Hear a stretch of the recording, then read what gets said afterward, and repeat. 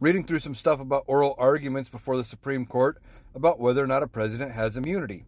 Now, Donald Trump would have you believe he's immune from anything ever.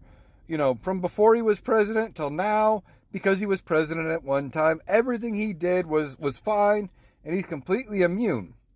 Well, innocent people, one, don't seek immunity. But beyond that, I don't think the Supreme Court's going to grant him full immunity. They may set up some kind of a test as to why he's immune or when he would be immune, like what would be considered an official act, and those things might have some kind of immunity from it. But I think he lost this early, like another creator pointed out. He was asked, or his attorneys were asked, could the president use the military to take out a rival?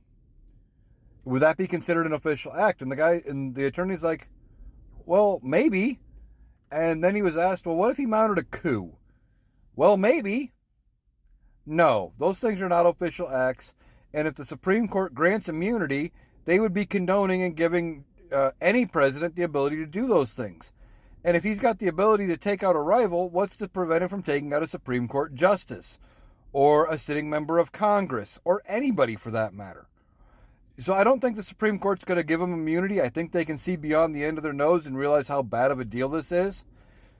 But beyond that, we need to fix the Supreme Court after we win in November.